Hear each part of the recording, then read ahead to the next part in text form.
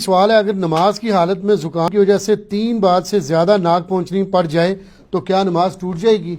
یہ فقہ حنفی نے مشہور کیا ہوا ہے کہ جی آپ نے 3 دفعہ اگر ہاتھ اٹھا لیا تو آپ عمل کثیر کر لیں گے، اور عمل کثیر جو ہے نماز کو مکروہ تحریمی واجب الادا کر دیتا ہے۔ یہ اس کے پیچھے ان کے پاس کوئی دلیل نہیں ہے کتاب و سنت سے، یہ محض ان کا باطل مسئلہ ہے۔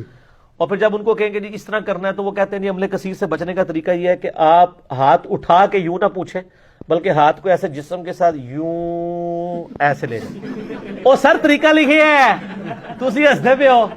وہ کہتے ہیں یہ اٹھانا شمار نہیں ہوگا، اس طرح 20 دفعہ بھی کھجلی، کہتے ہیں اگر آپ کو اب 34 دفعہ کھجلی ہوئی ہے کمر پہ، ایسے کریں گے تو نماز ٹوٹ جائے گی، لیکن اگر آپ ایسے کر کے ایسے جا کے کریں گے نا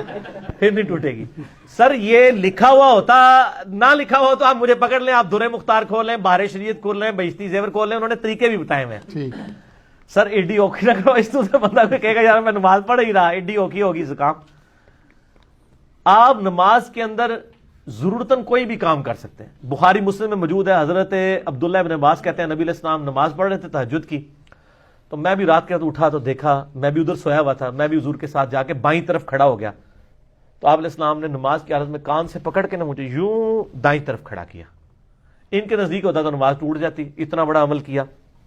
پھر ابو داؤد ترمذی میں سنن اربعہ میں آپ کو حدیث مل جائے گی کہ اگر نماز کے دوران سانپ یا بچھو آ جائے تو اس کو مار بھی سکتے ہو،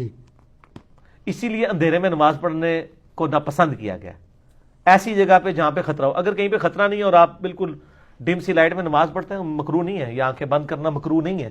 وہ آنکھیں بند کرنے کو اس لیے یعنی علماء نے فقہاء نے یعنی اس لیے لکھا ہے کہ ہو سکتا ہے کوئی اس طرح آ جائے جی۔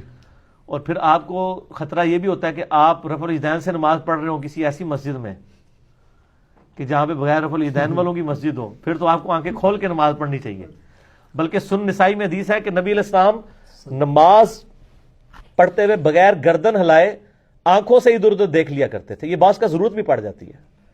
یعنی آپ نماز پڑھ رہے ہیں تو آپ کوشش کریں آپ گھڑی کے سامنے نماز پڑھیں، اگر یعنی آپ کی گھڑی پہ بھی اگر آپ کو نظر دورانی پڑتی ہے کہ جماعت کا ٹائم نہ ہو جائے تو یہ جائز ہے، گردن نہ ہلے، یہ عمل کثیر نہیں ہوگا۔ اس طرح زکام اگر کسی کو ہے وہ بار بار پونچھتا ہے تو کوئی حرج نہیں، اس کے اندر پونچھ سکتا ہے۔ موبائل بول پڑے ایون جی، تو موبائل وہ لوگ بولنے دیتے ہیں، وہ کہتے ہیں سمجھتے ہیں کہ جی وہ ایک بندے کی نماز کا ساروں کی خراب ہو رہی ہوتی ہے، وہ سمجھتا ہے میری نماز خراب ہو جائے گی، موبائل نکالیں آرام سے اسے آف کریں۔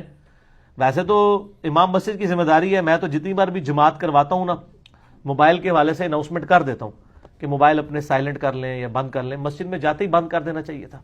ایک نئی مصیبت مسلمانوں کے اوپر مسلط ہوگی ہے، تو اب اجتہاداً جس طرح آپ صف سیدھی کرواتے ہیں موبائل بھی بند کروایا کریں۔ تو یہ یعنی نماز کے دوران اگر کسی کے ساتھ ایسا ایشو ہوتا ہے وہ کر سکتا ہے۔ حتیٰ کہ بخاری مسلم میں حدیث ہے اگر تمہیں تھوک آ جائے تو اپنا بایاں پاؤں اٹھا کے اس کے نیچے تھوک کر پاؤں کو مسل دو، لیکن یہ قالین والی مسجد کے لیے نہیں ہے، یہ جو زمین ہے، یعنی صحابہ کرام پیوڈ زمین پہ پڑھتے تھے نا، قالین کے اوپر آپ اپنی یوں قمیص لے کے اس میں بھی تھوک سکتے ہیں، ایسے تھوک کے اس کو مسل دیں، ایسے تھوک پاک ہے نا، ناپاک تو نہیں ہے نا، منہ میں رکھ کے تو پوری نماز نہیں پڑھی جا سکتی، یا رومال نکال کے کر لیں، یہ تو باقاعدہ حدیثوں میں موجود ہے۔ صحیح۔ تو یہ سارے ان کے فقہ کے تحت تو سارے عمل کثیر بن جائیں، تو بعض کا جینون ضرورت ہوتی ہے آپ کو نماز کے دوران یعنی خیال رکھنا پڑتا ہے اور چیزوں کو دیکھنا بھی پڑ جاتا ہے، خصوصاً ایسی مسجدوں میں یعنی جہاں پہ آپ دوسرے مکتبہ فکر کی ہیں اور آپ کے اگر ارد گرد آ کے ایسے بندے کھڑے ہو گئے ہیں تو آپ کے ساتھ کوئی بھی ایکٹیویٹی پرفارم کر سکتے ہیں۔ ٹھیک ہے، وہ ہمارے وہ شہزاد بھائی نے ایک لطیفہ سنایا تھا، کدھر تھی، کراچی تھی وہ اوڑی شیعہ کی مسجد، ایک شیعہ بھائی جو ہیں وہ دیوبندیوں کی مسجد میں نماز پڑھنے کے لیے چلے گئے، تو مسجد تھی وہ سٹانچ قسم کے دیوبندیوں کی نا۔ اب آپ کو پتا ہے شیعہ رفع الیدین سے نماز پڑھتے ہیں اور ہاتھ چھوڑ کے، حنفی جو ہے بغیر رفع الیدین کے پڑھتے ہیں اور ہاتھ نیچے باندھ کے۔ اب جس شیعہ نے پہلے نہ دیکھا ہو کہ حنفی کس طرح نماز پڑھتے ہیں تو وہ کہے گا یار یہ کس طریقے سے نماز پڑھ رہا ہے، اور جس حنفی نے نہ دیکھا ہو شیعہ کس طریقے سے نماز پڑھتے ہیں تو وہ کہے گا یار یہ کس طریقے سے نماز پڑھ رہا ہے۔ تو وہ بندہ جب نماز پڑھ کے فارغ ہوا تو اس کو 5-6 وہ داڑیوں والے بڑے بڑے وہ پرنوں والوں نے گھیر لیا اور کہا جی اے تو کس طرح نماز پڑھ رہا ہے؟ کہتا میں بھی تو پوچھنے لگا تھا تسی کس طریقے سے نماز پڑھ رہے ہو؟ کہتا میں بھی آپ سے یہی سوال کرنے لگا تھا کہ تسی کس طریقے سے نماز پڑھی ہے۔ ٹھیک ہے، تو جس طرح آپ سوچ رہے ہیں کسی کے بارے میں تو سر آپ کے بارے میں بھی لوگ یہی کچھ سوچ رہے ہیں۔ اگر آپ کہہ رہے ہیں نا سوائے ابلیس کے جہاں میں سبھی تو خوشیاں منا رہے ہیں، تو سر وہ بھی آپ کے بارے میں یہی سوچ رہے ہیں کہ آپ بھی ابلیس والا کام کر رہے ہیں، دونوں ایک دوسرے کو ابلیس کہہ رہے ہیں۔ اگل حسام الحرمین میں یہ لکھا ہے کہ یہ واجب القتل ہیں دیوبندی، تو المہند المفند میں بھی لکھا ہوا ہے کہ بریلویوں کے جو بڑے بزرگ ہیں یہ شیطانی لشکر ہے جو ہم پہ حملہ آور ہو گیا. تو دونوں نے ایک دوسرے کو ٹائٹل دیے ہوئے ہیں. سر پھر ہم تو پھر آپ کو پتہ نا حسب حال ہی کرتے ہیں سوالات کے ساتھ.